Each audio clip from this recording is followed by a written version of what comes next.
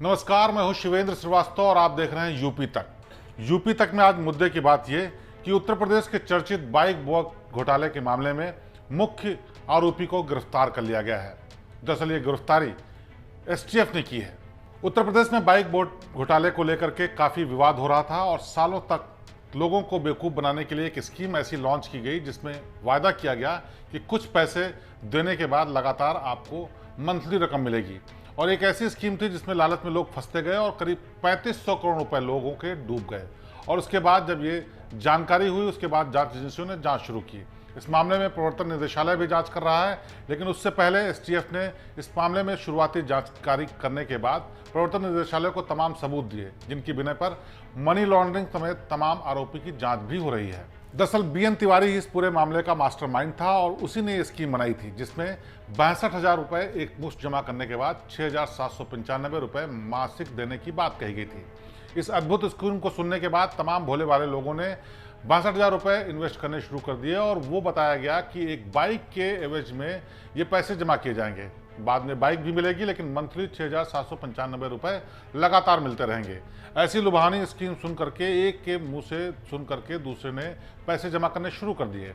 लगातार पैसा जमा होने की रफ्तार इतनी तेज थी कि 1-2 साल के भीतर ही 3500 करोड़ रुपए लोगों के जमा हो गए। शुरुआत में जिन लोगों ने पैसे जमा किए थे उनको लगातार किस्त भी मिलती रही। ये जान करके और लोगों में लालच बढ़ता गया और हजारों हजार लोग हर जिले में चुपचाप पैसे जमा कर रहे थे और चुपचाप किस्तें भी ले रहे थे।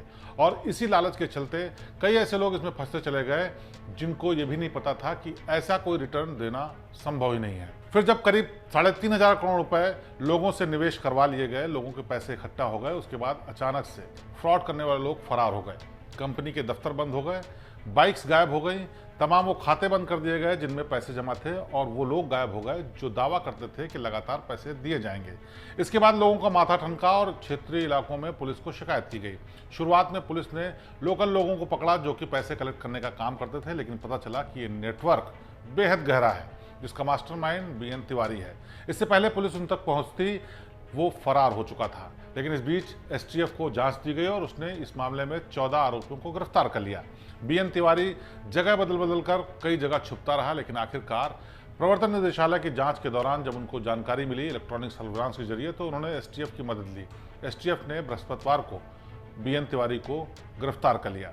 शुरुआती पूछताछ में पता चला है कि बीएन तिवारी ने इस फरारी के दौरान तमाम लोगों की मदद ली जो कि सफेद पोश हैं, जिसमें नेता भी शामिल हैं और उनको पैसे से रिश्वत भी दी गई। और इसी के चलते अब प्रवर्तन निदेशालय समेत एसटीएफ और दूसरी जांच एजेंसी बीएन तिवारी के बयानों के आधार पर आगे की जांच बढ़ाएंगी। लेकिन प्रवर्तन निदेशालय ने अब तक जो जांच की है उसके मुताबिक बीएन तिवारी और उसके साथियों ने देश विदेश में तमाम अकूत संपत्ति इन्वेस्ट की है, जिसमें होटल, मॉल्स, तमाम तरह के कॉमर्शियल कॉम्प्लेक्स और दूसरे बिजनेसेस स्थापित किए हैं।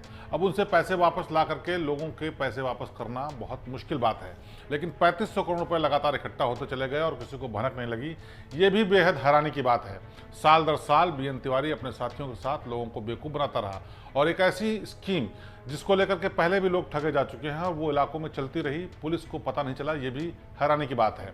जांच एजेंसी के बड़े अधिकारियों का कहना है कि इस मामले में लोकल पुलिस और प्रशासन की भी भूमिका की जांच होगी, क्योंकि साफ निर्देश है कि अगर इस तरह की लोक लुभावन स्कीम चला करके कोई ठगने की कोशिश करता है तो उस पर नजर रखी जाए। कैसे संभव हुआ कि 2-3 साल तक ये पूरा खेल चलता रहा और किसी को पता नहीं चला।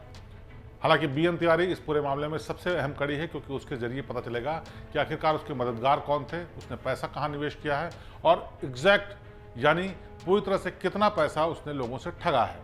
अभी जांच का शुरुआती दौर है, लेकिन प्रवर्तन निदेशालय के पास मिले सबूतों के मुताबिक जो इन्वेस्टमेंट है वो हजारों करोड़ में है और उनको वापस ला करके जो निवेश करने वाले लोग थे उनको वापस किया जाना है।